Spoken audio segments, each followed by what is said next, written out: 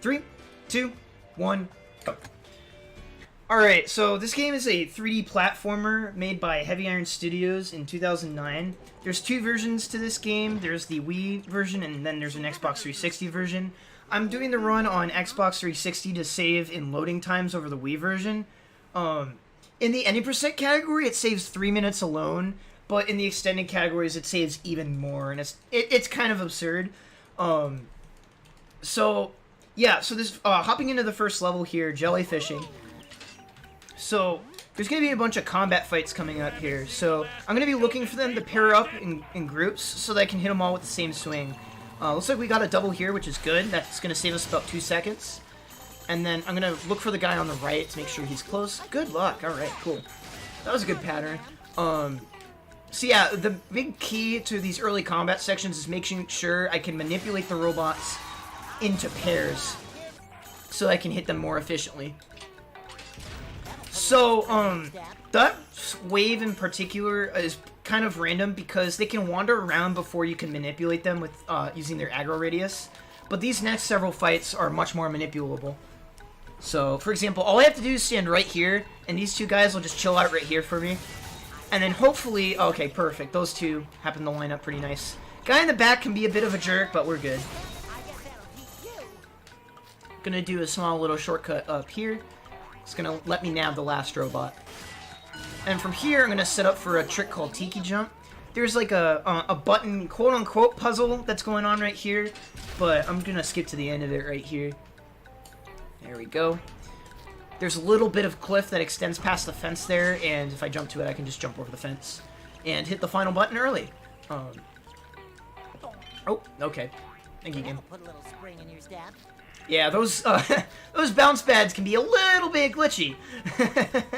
So, gonna do a trick called an animation cancel, where I slam the wall while hitting the button, and that just quickens up the slam animation and saves like a half a second every time I do it. So yeah, just moving along through here. Keep an eye on Patrick right up here, actually. And goodbye. I don't know why the developers didn't just take him over the cliff and make him disappear there. But, alright, so the first really big set of sequence breaks in the run are the barrel jumps that are coming up. The barrels have really wonky physics, but we can actually roll them around and use them as platforms. So I'm going to use this one coming up here as a platform to skip this platforming sequence. Oh, that was really clean. Let's go. Alright, that was the easy one. The harder one is up here, after I got this power up. I have to position the barrel upright so that I can have enough height in order to get over the cliff to skip this cave. So I'm going to animation cancel to just break the crate and not the barrel here. And I'm going to start pushing it a little bit safe. Get it roll up. There we go. And first try, let's go. That's really hard to do fast, so I'm glad I got to do both first try. Right here, small little skip. This railing is solid and no invisible walls, so I'm just going to use it to my advantage to get down to the end of the slide early. And then this final combat sequence here is really complex, and I can't really go into detail on exactly how this fight works, because it's so complicated and we don't quite understand it either. But the principle is that the game prefers to spawn all three of the blue robots before it spawns in the hammer bots. So you're going to see me tending to target the spinner bots a bit more, and then I'm trying to hit them in such a way so that I prevent them from stalling out the spawn so that I have to wait. So I want to be making sure I'm hitting a robot at all times, and if I do this correctly, I'll be able to do this, oh boy, with only one hammer power up, but I got a bit of a finicky cycle, so I'm gonna have to just settle for a slower cycle. So that was a really solid jellyfishing for a marathon. We're gonna get rewarded with what's called a happiness object. So you might have noticed that the category we're playing is all happiness objects. We get rewarded with one at the end of each level, and then we can also grab 2 more after revisiting the level after beating it. And they don't unlock the challenges. Sorry, excuse me for stuttering, but there are Tiki challenges that you can complete afterwards in order to get them. And I have a slight confession to make. I'm going to be going for a strat that I've never actually done in a run before because it was discovered about 2 weeks ago, and I placed about a week's worth of an embargo on myself in order to keep myself from using it so that other people can learn it, so it would be more competitive and fair. And this is the first Owl Happiness Objects run I've done. So if I manage to, it's coming up, but if I hit the skip first try, this could be world record. But not this level. This is Kelp Forest. We get a new move called the spin, so I'm going to use it on this paddle to get past. Extends our horizontal reach as well. So this combat fight, I'm going to try to skip with a precise trick called Hammer Boost. I'm going to focus real quick.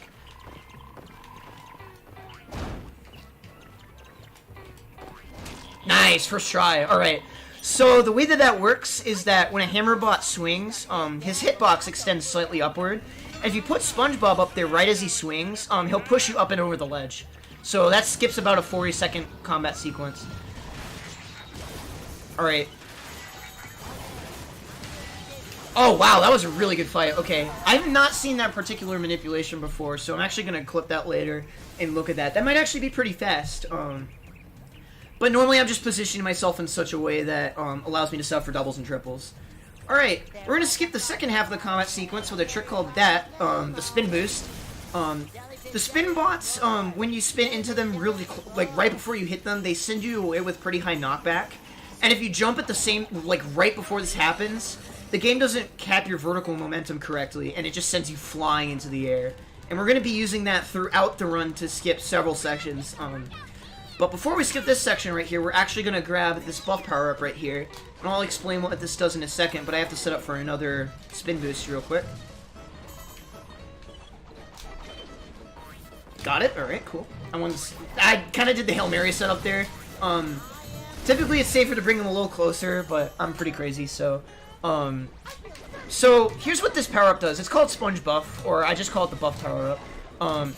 You get an increased run speed, double damage on all attacks, and your horizontal reach with the spin is increased, which in this game translates to a spin boost.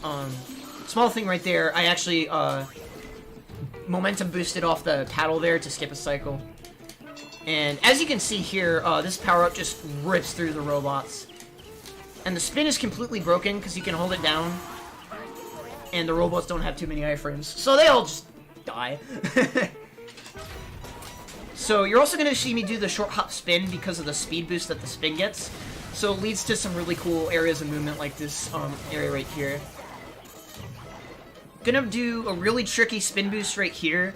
I'm going to set it up by standing right here. And this will continually despawn the robot here. And I'm going to spin boost off this guy, which allows me to get up to the spinner and complete the challenge instantly. And this lets me just skip straight to the end.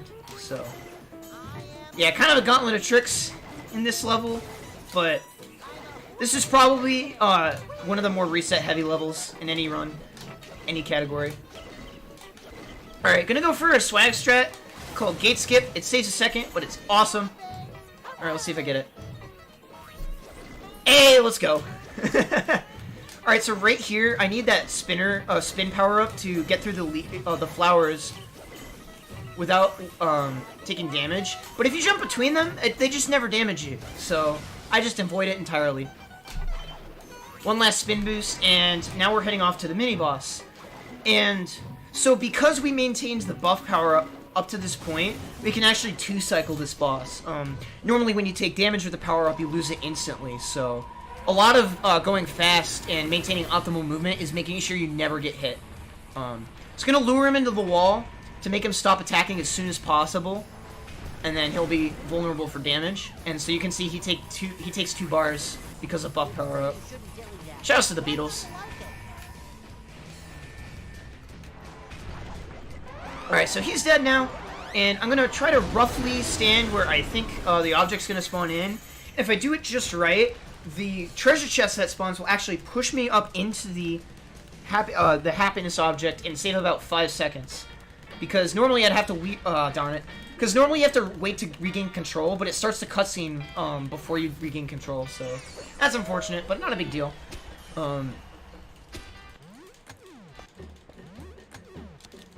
Alright, so now that we have the spin power-up, I'm actually going to start doing some of the level revisits. Like I said earlier, you can go back to levels you've already beaten and grab some more happiness objects. And we're going to do that right off the bat, now that we have the spin power-up, to be able to do some of the crazy stuff that's coming up. So I'm going to go to the storybook over here. And the reason we do this now is that there's 3 acts in the game, and every time you advance an act, the storybook defaults to the act that you're currently in.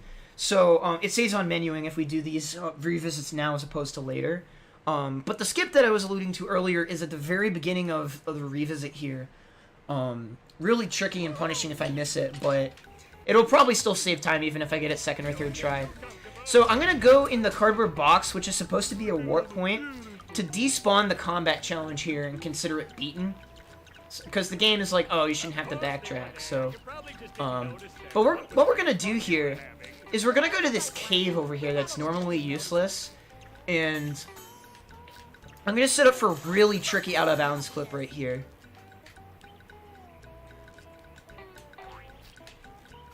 Yo, first try, let's go. Okay, so getting that is really hard. There's a small little ledge you can stand on that wall, and then you can use that to jump out of bounds here.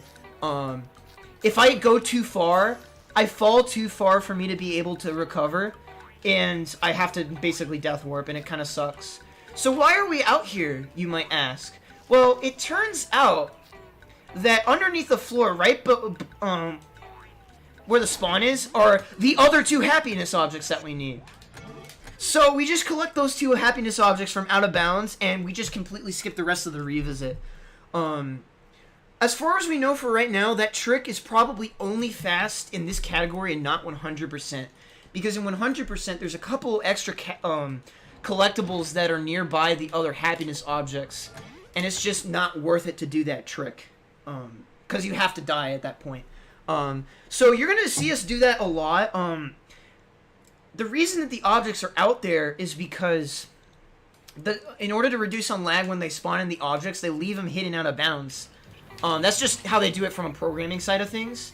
So if you collect them, like, if they're just sitting there, like, it's pretty incredible.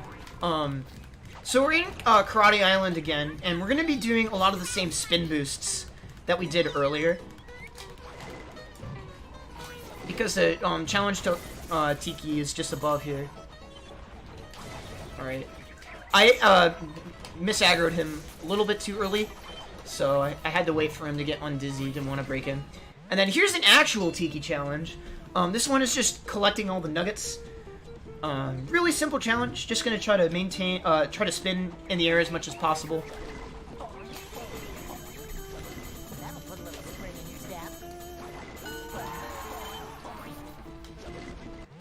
Okay, I almost just lost buff power up, and that would have been really slow. That was an amazing save. So we have to do the spin boost again. That one was a little scary because I had multiples of them, and I had to worry out for the multiple hitboxes. So that was a really close save. But now that we're here, after you beat a level, there's a bunch of cardboard boxes that unlock. They're like the imagination boxes from the show. They allow you to warp around the level, to not have to play through the whole level to access the new Tiki challenges. Although the game kind of breaks that rule a little bit. And I'll explain why in a couple levels. But we're back here again, so we gotta go through the flowers again to get to the last Tiki totem here. So this one I'm skipping right here is actually for an art concept art pack, which is not required for this category. It's required for 100%. But, it's a 1 minute long auto-scroller where you just sit there and try not to die to robots. Which is a big reason why people run this instead of 100%. Although I still do. I think both categories are really cool. So this is a break the targets, crates. Very simple with the power of buff. And so, that was a really solid segment. And so that's all the happiness objects. Except for one for Act 2. So now that we've gotten all those guys, we're going to go up to the Act 1 boss, which is Robo Patrick. So, oh yeah, you might have also noticed that this video game happens to have trivia in the loading screens. And actually as part of the run, what I have to do is hit A, and this is a 360 only deal, is I have to hit A, in order to make the text box dialogue go away faster. Some other version differences include Wii having slower loading times, like I said. Wii also runs in 30 FPS. It's capped to that. And if you don't have a GameCube controller or Classic controller, you have to play with motion controls. And it's awful. So, yeah. So this is Robo Pat. These attack phases, I'm going to lure him from left to right in order just to give myself enough space to close in on him when he's vulnerable. Alright, I got a weird bug where he didn't take damage. It's kind of funny. And then I'm going to spawn where these next robot waves are going to spawn. And if I do this right, I should snipe them out of the air. There we go. And more short hop spins to get to the robots before they are too close to me and attack. We don't want them to attack because then I'll clink off the spinners and lose this a second or so. So this phase is basically the same thing, except the floor looks a bit shinier.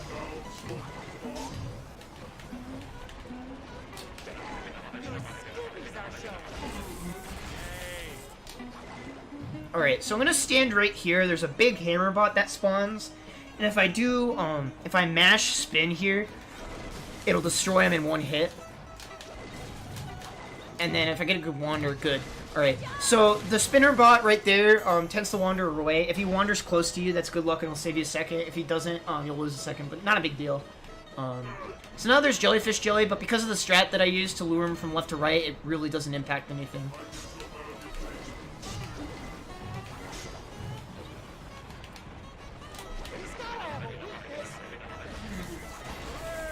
And that's Robo Pat. So all of the bosses, except for the final boss, give us a happiness object as well. And this one is a green hot dog. I don't know why. So the plot behind the happiness objects is that they're supposed to remind SpongeBob of his old memories because it's an anniversary game based off an anniversary TV special. So they're supposed to be based on, the objects are based on previous episodes. And I watched the episode that the boss fight is based off of, and I have no idea where that green hot dog comes into play. So we're going to be going to Fry Cook. It's based off the first level, or not the first level, the first episode of SpongeBob where he becomes a Fry Cook. But it takes place in Jellyfish Fields for no reason. It's completely random.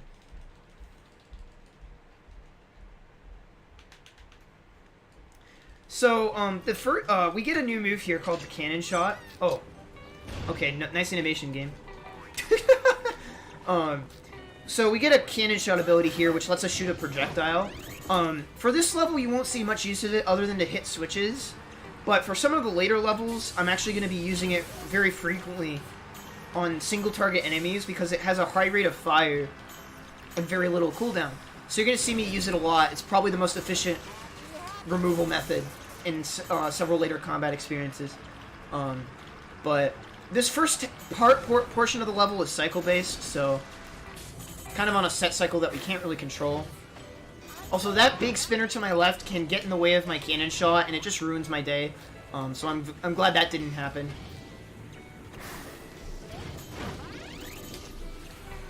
I also didn't get a slow loading screen after the boss fight, so that was... We're on a really solid pace right now.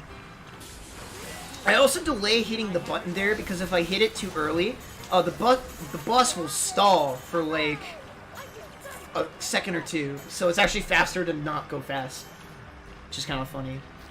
So shoutouts to the open air car wash. I wish we had these in real life. This actually sounds really cool. Like an automatic IRL car wash.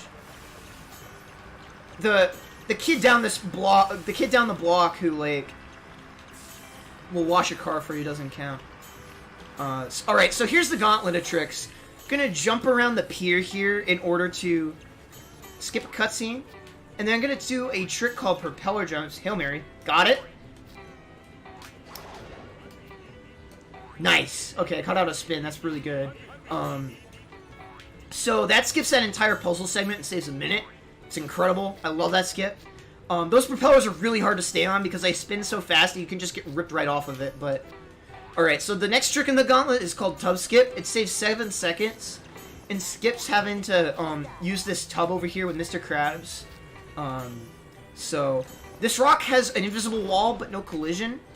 So I'm gonna stand behind it, jump, and then completely just skip the entire tub segment. From here, I'm gonna get to this part of the puzzle early and actually activate it. What this does is it keeps the propellers kept down, and it allows me to use this one over here as a platform. And this lets me access the lamppost, and now I'm over the invisible wall, and there goes another like minute and 20. So, got another combat sequence here, gonna go for a snipe. Nice. And then we're gonna pick up Squidward here. You'll see him again later, but Squidward's absolutely busted.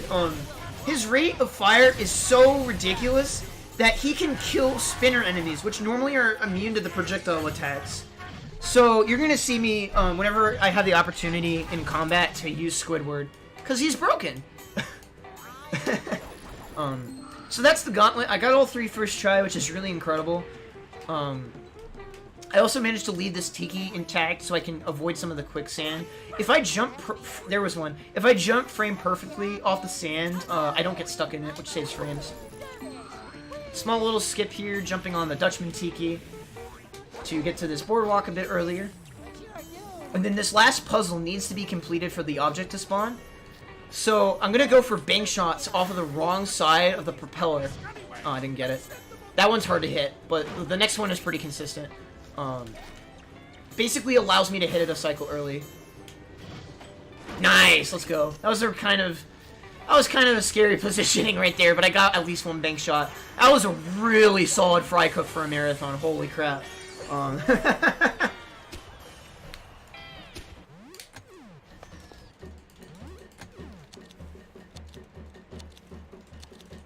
Alright, so that's Fry Cook 1. So we're actually going to do the revisit immediately after, and the reason why is that the cursor defaults to the Fry Cook level when we go back into the level select, so it saves like frames in menuing, so I'm just like, you know what, I'll take the free time save. And from here on out, we don't get any new moves, so I don't have to wait till a future level to get something new.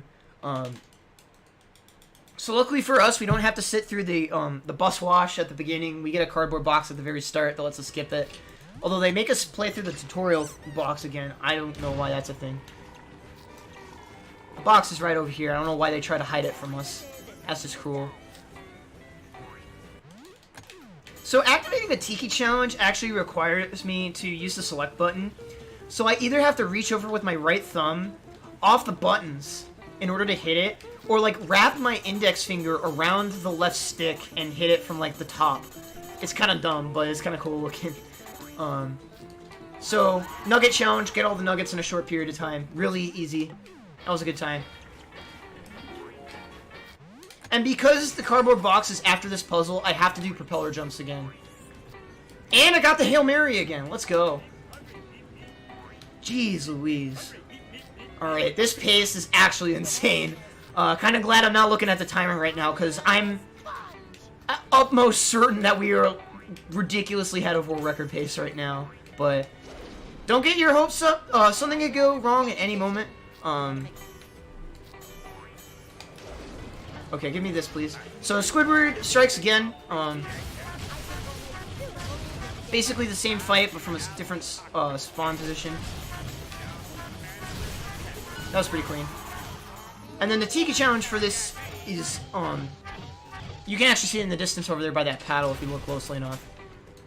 I also play it safe, so if you die, you have to restart the combat sequence, which is dumb.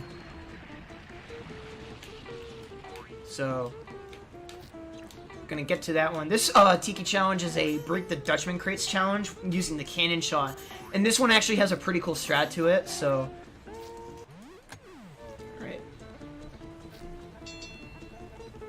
Alright, so I start facing forward here. So I'm immediately gonna fire a cannon shot from a jump. Gonna get this guy. And then I'm gonna actually use spins on...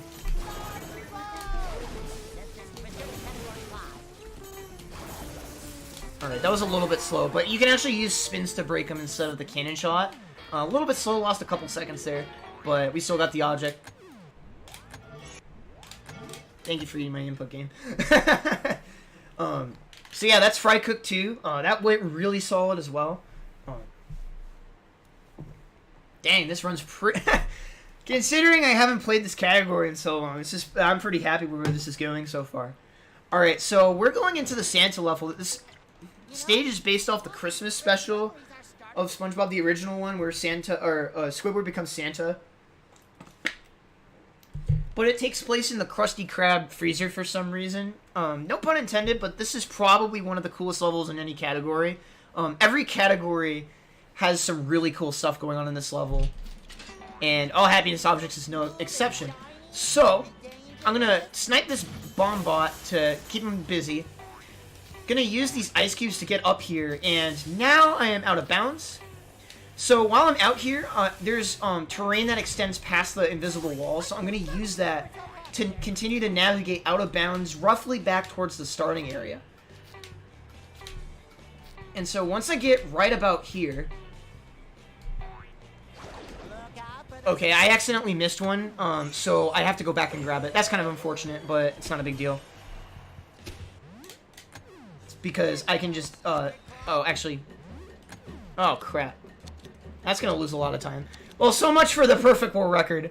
I jumped the gun a bit and went a bit too early, so I'm gonna have to revisit Santa and grab that again, which is a pretty big time loss, but I think, with a new skip I did, I think we're still ahead. This is kind of cool. So, we're going to go back there real quick and grab that. Probably was a mistake not to just death warp there, but not a big deal.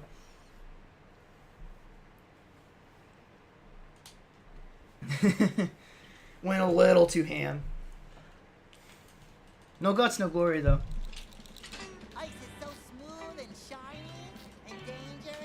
Alright, so... If you blinked and missed the skip for the level, we're gonna do it again. I should also mention that because we grabbed the last... Oh, put me out of bounds. Because we grabbed the last object of the level, or the one that triggers when you beat the level, it tricks the game into thinking that you actually beat the level, because it activates the cutscene that plays at the end. So, we don't have to do this entire level.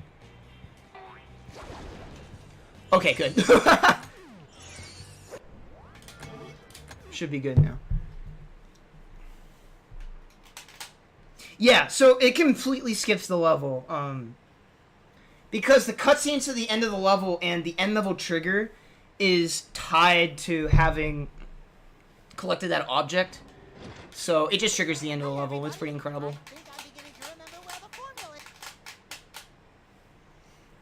Alright, so... Other than minor mishap, this run's going pretty great so far. We're going to hop into Mermalair right now. This combat sequence can be a little bit random coming up due to how spread out the enemies are. Excuse me. But I'm going to go for a robot snipe right up here. Ow. Alright, that was a good fix her up. Right.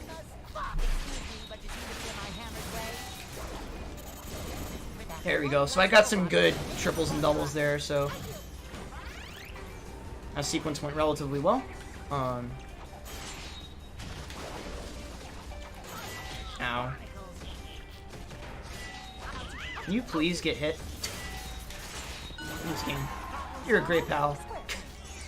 Yeesh.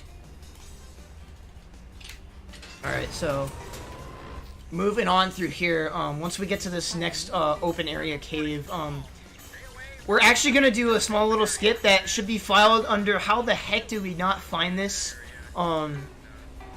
So if I can actually just jump to this rock, and it's just a piece of collision out here. It's completely free. It's hilarious that that rock is there. I think the game purposely makes it really shadowy out here so that you don't notice that rock exists. Which I think is hilarious, but that saves a couple of seconds. Oh, that's a hard animation cancel to hit, so that was fast. There's a big arena fight that happens here, and I'm gonna skip it by walking around the cutscene trigger of it, because it's pretty short. It wants you to actually be in the arena. And I'm gonna do some mountain climbing out here. I'm gonna run forward till I get all the way up. Piece of collision here just lets me jump straight up, and I got a first try. Looks simple, but it's a little bit complicated to get set up. Alright, so from here I'm just going to be jumping to the conveyor belts as soon as they appear. Gotta be a little careful if you jump too early. You'll just die because the kill plane is really close to the platforms, actually. Alright, if I do this right, yeah, there he goes. That robot falls down. Alright, oh, you jerk. Don't hurt me. Okay. I had to play it safe there, because if I died, that would have put me a bit far back. But I'm gonna get some health here. I have tried many different ways to skip this puzzle, but there's just not a lot going on in this room, so we have to play this casually, unfortunately. And this is the only time the game forces us to use, or the only time where we're forced to use the Sandy power-up to cut through the flowers. Because the next two buttons are actually hidden under the flowers, which is kind of a neat idea. But I know where they am, so, I know where they are, so just gonna chill out here, and I have to kind of wait for the power-up to run out, unfortunately.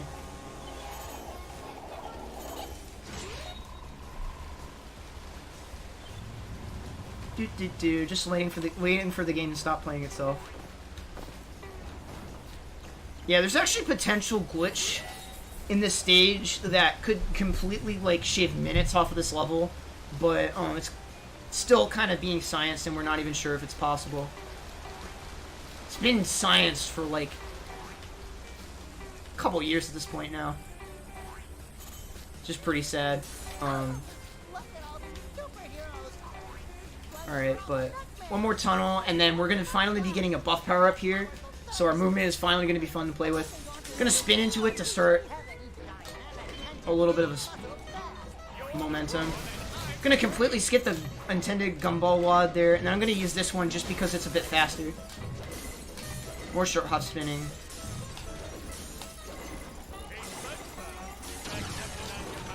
So you do 2 spins there, and then mash spin until you're done. And then and that's the perfect setup. So you can immediately, as soon as the spin ends, you can perform a clean short hop spin. Okay, so this gear section, right here, I do a jump there specifically to keep them from wanting to attack me, because they're going to want to wait till I land to attack. And then I'm going to do 4 spins of the gear here.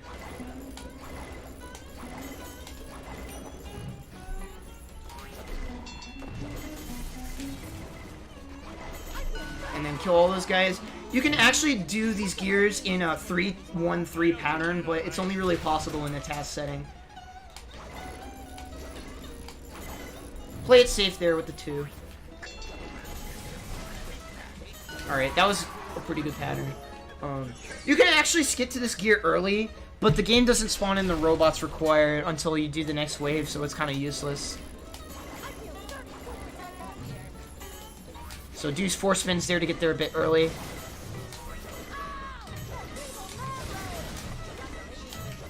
And then we have this disappearing platform puzzle here section. Gonna jump to it early. Play it a little safe there. And then right here we're actually forced to grab this invincibility power up. And then I'm gonna be aiming to cut the corners as best I can, because there's a ending combat arena for this level, and I want the power up transition cutscene to end while I'm spawning in some robots. Oops, sorry for the beat boot. And then we've got 15 robots to kill. They spawn in a similar order and pattern every time. So you're gonna, so I know exactly where to stand.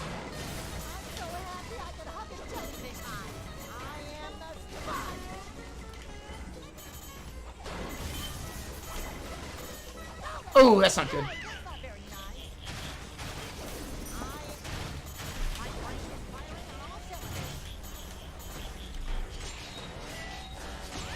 Please.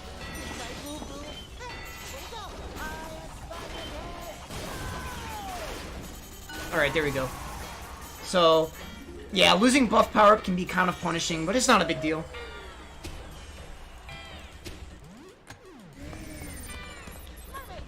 So that's the end of Mermalair, so there we go. Alright, so we're not actually going to come back and do this revisit until after Act 3, and that's due to specific routing with a glitch in Act 3 that I'm not going to spoil until we get there, because it's actually insane how that ends up working. Oh, right. So we're going to talk to Squidward here to initiate the Act 2 boss, which is Robo Squidward. This has... it's kind of cool in this game because all the boss fights optimally are pretty short, so they don't take too much screen time. And this one actually has some cool strats to it. So this is Robo Squid. It's based off when Squidward eats Krabby Patties and gets like super bloated up. But they made it into a robot because creativity. So I'm gonna be, I gotta get to the other side and grab a buff power up. Because it allows me to deal double damage to the boss, and this is also just where I have to go anyway. Gonna use the iframes here to, oh, please don't hurt me. Okay, good.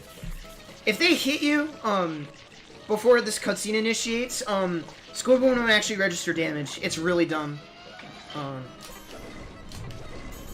But what I'm going to be doing to avoid a spin attack is I'm going to be spinning into it. It acts like a spin, like a spin attack, and you can actually spin boost off of it, which is pretty neat.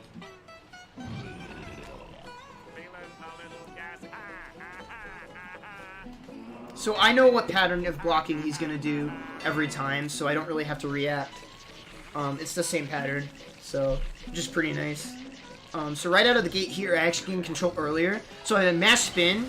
I can actually stand on the platform while it's moving. The gumball will keep me in place. And I'm invulnerable while I'm in the gum wand.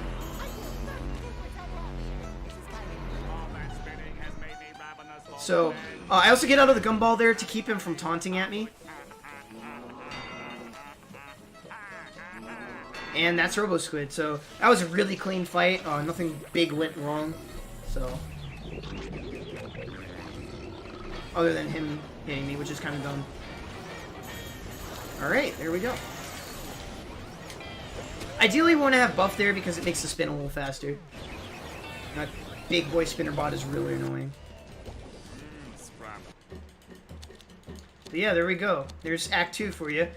Act 2's not quite done. We still have to go back and take care of Mermalair, but yeah. So we're going to be moving on into 24 Hours at the Krusty Krab, or as I like to call it, Rock Bottom, because it reuses a lot of the assets from the Rock Bottom level in Battle for Bikini Bottom, which is another great game, which is also really sick speedrun. You should go look that up. But this level has a really crazy skip right at the start, so I'm going to be going... it's literally in the first section, so it's pretty... I'll shut up. So what I'm going to do is I'm going to get towards the goo and then bank a right. And essentially what I'm going to do is I'm going to jump off and maneuver under this invisible wall. Oh, I missed it. Okay, not a big deal. I'll go for it again. Second try won't be a terrible travesty. So I'm going to... Alright, let me just do the thing. There we go. So basically what I do is I get under the invisible wall, and the goo damage boosts me back. Oh my gosh. Oh, that sucks. Okay, you know what? I'm going to go for the easy setup. Actually, no, I don't feel confident in the easy setup. Okay, please stop telling me I'm dying, phone. I get it.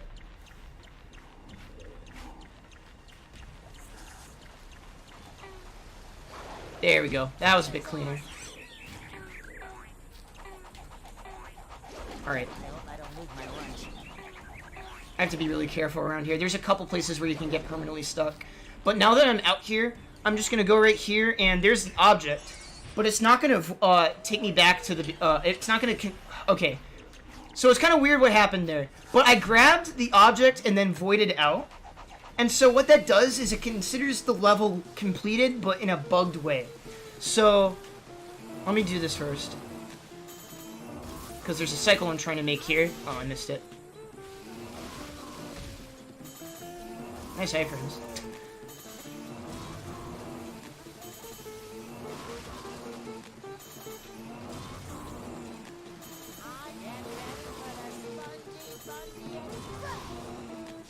and last one. Okay. A little bit slow cycle, not a big deal. But yeah, so what it does, what the glitch does, is it unlocks all of the happiness objects, but it doesn't actually, as far as story progress goes, it bugs it in such a way that the level is not considered completed by the game's code. So we're gonna have to do something to fix that later.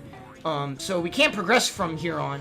But what it does is it allows us to unlock all of the challenges without having to warp back to the hub, which saves a couple of loading screens as well. And it unlocks the cardboard boxes, so we can get all 3 of the happiness objects super duper quick.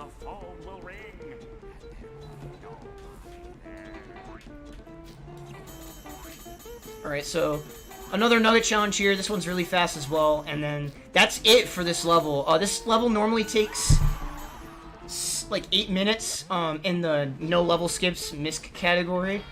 And we just shredded through it in like almost less than 2. So because of that, it triggers this weird, like I said, it triggers a bug where story progress is halted because now we can't actually complete the level normally because the game thinks we've beaten the level, so it puts a blue warp that prevents it from updating the story progress. So we're going to actually perform a glitch to fix our story progress, and this is also why we do Mermalair now, is because it allows us to do this trick. If you've seen an any percent run before, you probably know what I'm about to do, but it's a trick called the Mermalair glitch, or Mermalair skip. So I'm going to hold forward during the cutscene. That's going to turn me around right away. And I'm going to get on top of this rock. Get to the rail over here, and that's the end of the level. So there's a trigger back here that just cues, like, the end level cutscene, and it just considers Mermalair beaten after that. What this does as well is it also, the way the game works is it updates the level count, or how many, or essentially how many levels the game thinks you've beaten. It updates this count after you close the end card of a level. So essentially, by doing that glitch, it re-updates the count by 1, which fixes the glitch and the problem that was caused by Rock Bottom Skip. So in the any percent category, we actually repeat that glitch a bunch of times, and it tricks the game into thinking we've beaten a bunch of levels that we actually haven't, and by the end, we actually just warp to the final boss, and it's kind of ridiculous.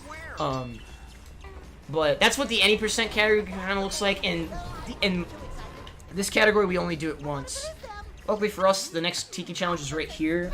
We actually do have to soak up with water here. Unfortunately, we have to fill up all of these Tikis with water. And all it takes is 1 burst. I missed that one. Whoops. The game leads you into believing that you have to, like, sit there and let it soak up. But you need but 1 burst. There we go. And that's the Wumbo belt. That is the actual Wumbo belt. And now we're going to do the same arena step here. I don't know why the game makes you fight this. Really kind of rude of the game to do that to you. But luckily for Speedrunner, there's actually another way to skip it by spin boosting off one of the robots in the first wave of the arena fight. But A, that's slower, and B, it's way more difficult to set up, so no one does it. Oh my goodness. Alright, you know what? When I get a chance during the loading screen, I'll turn that off. Oh. I'm sorry, I autopiloted.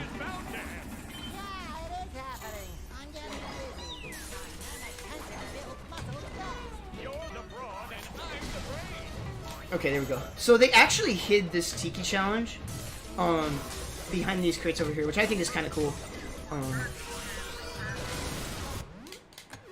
So yeah, wait a second. Okay, there we go. I fixed it. So this is a Tiki breaking challenge.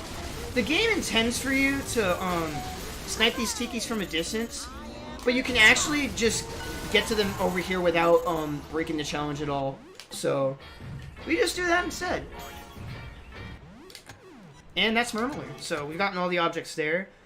So now all that we have left is Karate Island. which is the last main level before the final boss. So we've gotten all happiness objects up until this point, and we saved the biggest and longest level for last. There's actually a really crazy skip that got found in this level, the same time that the one in Jellyfishing got found, but it's currently way too inconsistent.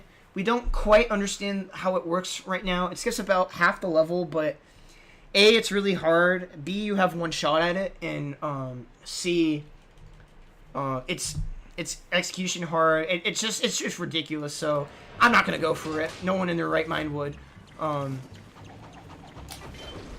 Just gonna spin boost over here just to get over the robots safely. Okay, that's a piece of wall for some reason. Avoid getting hit here.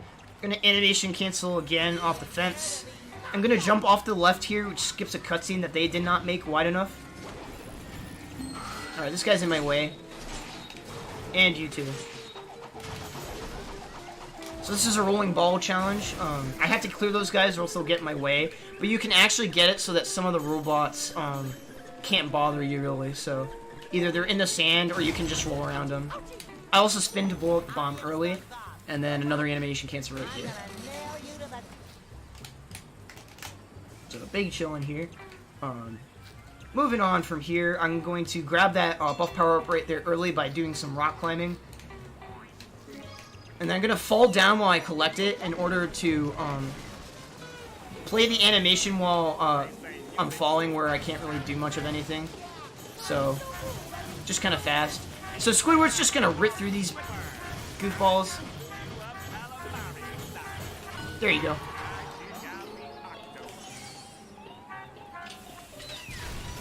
And then now that combat fight's done, get on these conveyors early, and we're off to the races. And I'm going to be trying to maintain this buff power up for as long as I can, because it's a pretty long segment to be able to get to the next buff power up, so I'm going to be trying not to lose it. I purposely went on those jellyfish jars in order to just avoid the robots and maintain the power up. Alright, so there's a big rolling ball puzzle here, but you can actually trigger the completion of it early just by doing a cannon shot right here, and it just completes it instantly. Because they put the trigger of it high enough that you can just trigger it. Just pretty sick.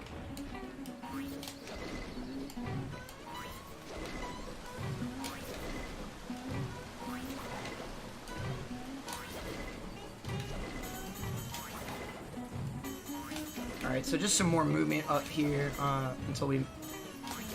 Not too much going on here, so pretty big chillin'. Just trying to avoid the robots here.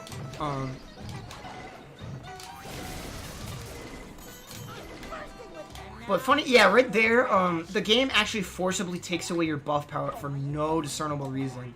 And it's really annoying. We get one again here, but like... I don't know why that's a feature. It's awful. But we're gonna get another one right here.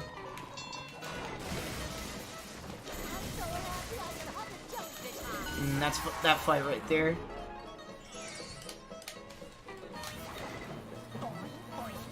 Just some more. Oh my gosh, why did I die? I think the cadence of the jellyfish rising and falling caused me to die.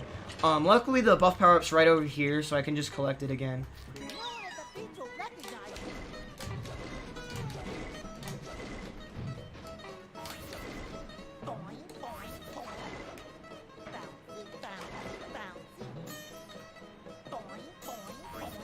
And then right here, I'm actually going to set up for a cutscene skip.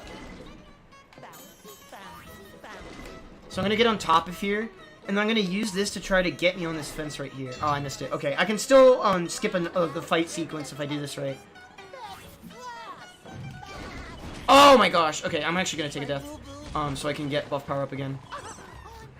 If you lose buff power up here, it's really time consuming to get it back, so it's actually faster just to die. So, I think world record pace is dead, but this should still be a really good time.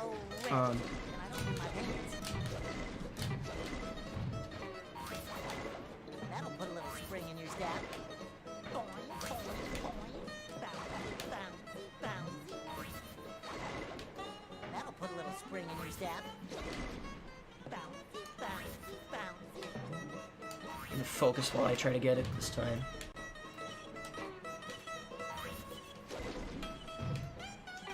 I'm waiting. There we go. That's the cutscene skip. That's the full version of it too. So glad I got to show that off. So I'm gonna cut a tight corner through the slide. Oh crap! Don't kill me! Don't kill me! Don't kill me! Normally I use the collision to survive there, but okay, we're good. So the big reason it saves time to have buff here, or loses time not to have it, is there's a giant set of combat sequences on this pontoon boat here, and not having buff here is really slow.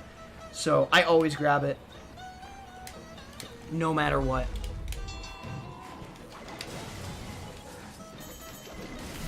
Those guys, yeah. So normally we'd be skipping this section with the nuke glitch, but unfortunately, like, we just don't understand it well enough, and I don't want to do it in a marathon and risk losing a bunch of time, so yeah, it is what it is.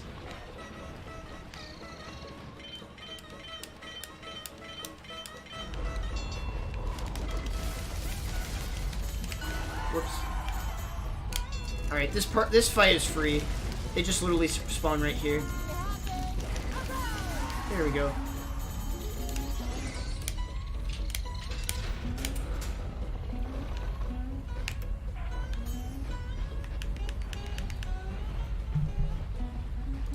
Take the opportunity to chill and check Discord well.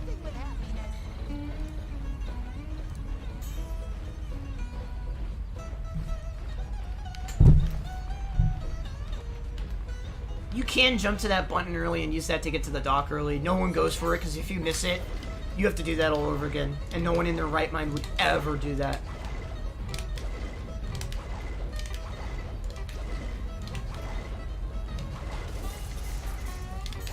So just damaging those guys there to play it safe.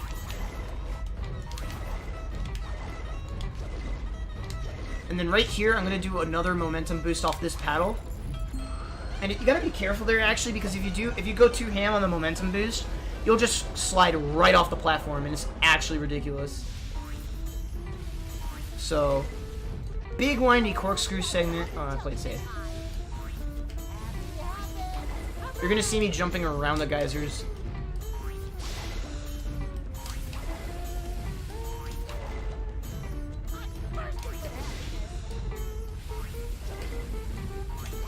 Alright, there's an out of bounds you can do here to save a couple seconds, but I'm not going for... Oh, gosh dang it. I hate you, game.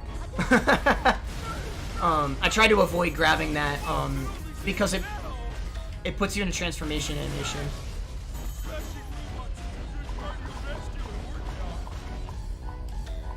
Gonna play it safe here. Puts you in this animation. If you do that over avoid, you just die. Alright.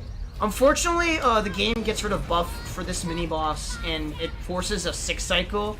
Probably the next big skip that'll be found is a way to keep buff in here to allow for a 3 cycle, but we don't currently have the technology to do that yet. So, this guy has basically the same thing every time. I'm trying to manipulate him into a specific spot on the wall so that he gets to his vulnerability phase faster. But unfortunately, we have to sit through 5 more phases of this. So, how y'all doing? Hope y'all have been enjoying the run so far.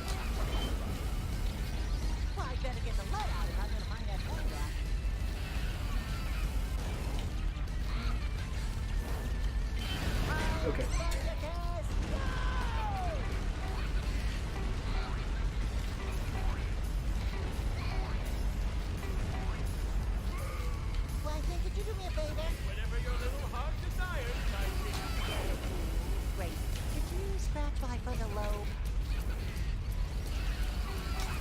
Yeah, I think we're sitting on 107 or 108 pace right now. We're still on a really good pace. Just made a couple of mistakes because this level's hard. Well, most of my mistakes were endgame, so who knows? This could still be a really good run.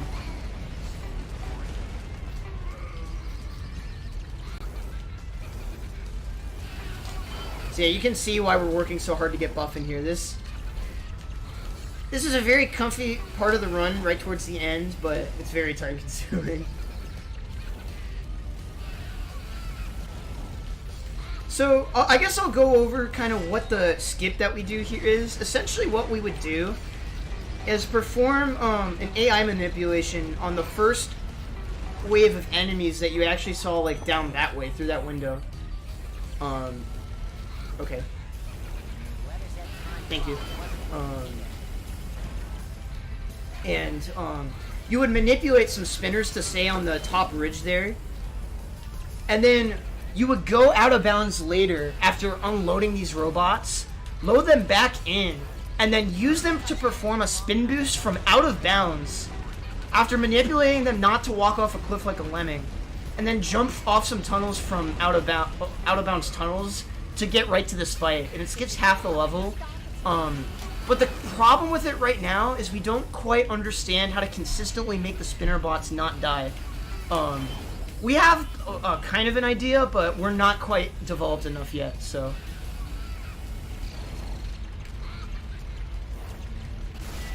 Alright, and that's the mini-boss, so. That's not the whole level. Oh, that's not the whole run, though. We still have to revisit the level and pick up 2 more happiness objects. And there we go.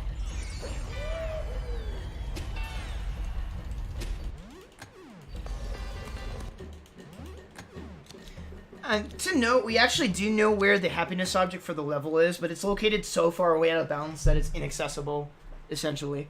So, that's unfortunate, but not the end of the world.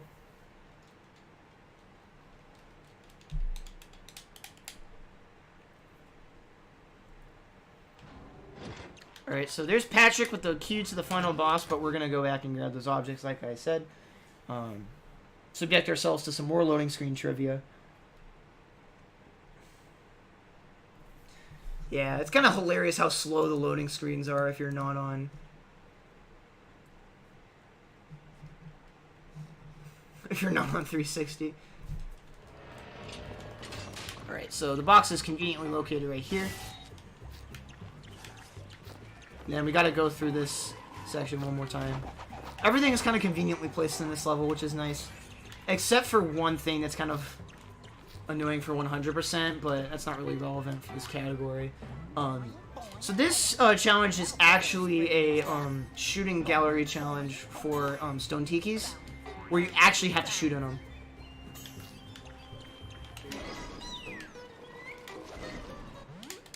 Alright, so we're gonna activate it. And you're gonna see me try to snipe it so that I kill the Dutchman Tiki below him, so that I don't have to, and you can, if you get it right, you can actually hit, a cluster of them.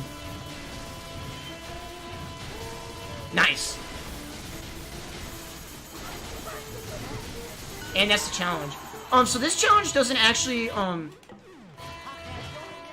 require us to, lose control. So I actually try to snipe a couple of the robots if I can. And that lets us complete the fight super quickly.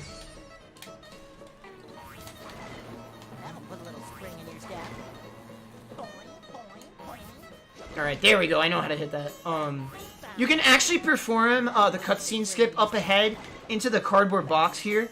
But if you do it incorrectly and you touch the ground, you'll actually soft lock. So I don't even go for, I don't go forever under any circumstances. Alright, this is another water balloon challenge, so, or water tiki challenge. So, not much going on other just optimal pathing and movement, so.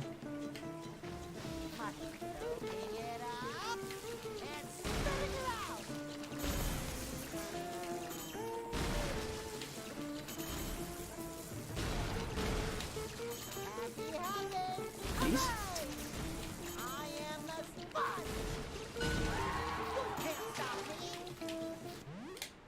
Alright, and this is going to be our last happiness object for the run. All we have to do now is kill the final boss and we're done. I'm actually going to tune in on the stream to see what pace I'm on right now.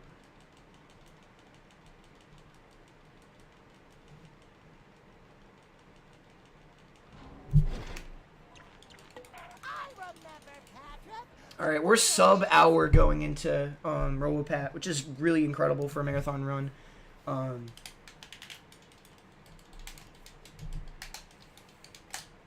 Yeah, I'm pretty happy too. I'm extremely happy. SpongeBob is also very happy, as you can see on screen. Alright, so this is the final level. The final boss is Roboplankton. It's split up into 2 phases. There's a rooftops phase and a core phase. The rooftop phase is basically an auto-scroller with a couple of robot waves on each, or there's a robot wave on each, and then the core phase is where a lot of the optimization comes into play. So while we're here, I'd like to shout out a couple of awesome people who have made this run what it is. The first I'd like to shout out is Cole. He found basically every strat for the any percent run, many strats for this category, and without him, I would not be sitting here right now, because every other trick that we found off of that has built upon what Cole has found. So, huge shout-outs to Cole. He's not active in speedrunning anymore, but I always like to give him a shout-out. Also want to give a big shout-out to Tedious.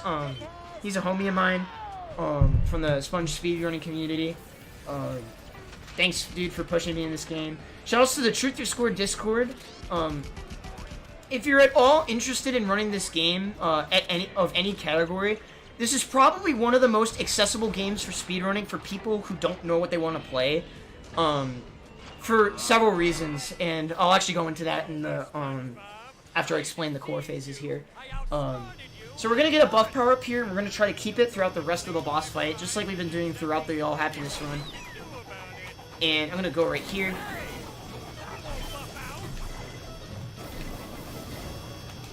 Kill that guy for safety. And we have to kill the 3 generators and then deal damage to the heart. The robots can actually deal damage to it too, which is hilarious. But yeah, I'm gonna try to keep the buff power up throughout to save time. But if you're at all interested in running this game is super accessible to get into. A lot of the stuff that I do, especially in this category, looks really hard, but there's a lot of beginner stuff that you could substitute in order to get runs going, especially for the any percent category, and I would recommend picking up any percent to start. But if you're interested, you can go to speedrun.com/SBTOS, and that will take you to the leaderboard site for this game. And what you can do from there is there's a bunch of tutorials there. There's a full any percent tutorial and a new one coming on the way, and there's individual strat tutorials for this category as well. And a couple of others, miscellaneous stuff. So it's super easy. All of the resources are there. It's also really accessible cost-wise to get into the game. I found a copy of this game on Wii for like $5. So like, don't worry about cost. Like, and plus everyone owns a Wii, right? So it's not super hard to get going on this game. We also have a Discord in the sidebar of the speedrun.com page. Basically everyone in the community, other than like Cole, because he's kind of retired, is in that Discord, and they would be more than willing to help you out in learning the run. Alright, that was a good core 2 phase, good movement. So yeah, this phase doesn't matter losing buff in, because we get another one for free, and there's another one of those weird triggers that will instantly remove our buff power up for us. And it's kind of funny because, as far as I remember, that trigger doesn't exist on Wii.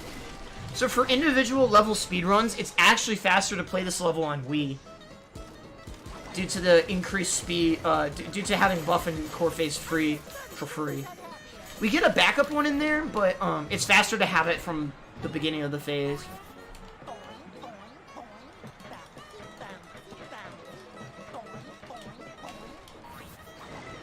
So there we go. Played a bit safe there because the water geyser starts invisible and can still damage you, so I played a bit safe.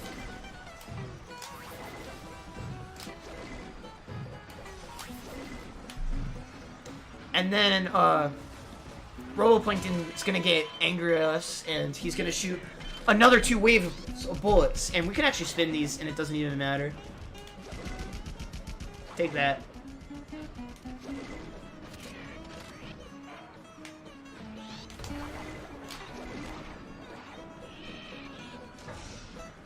Alright, hitting it. Okay.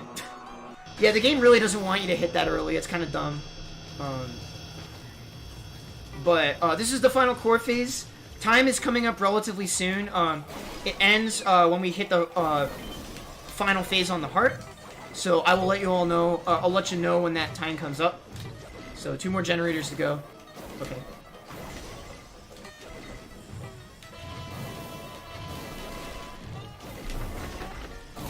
Alright, and get ready.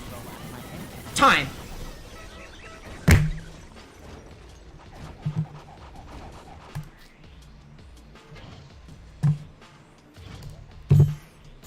Alright, let me check. I want to see what time I got.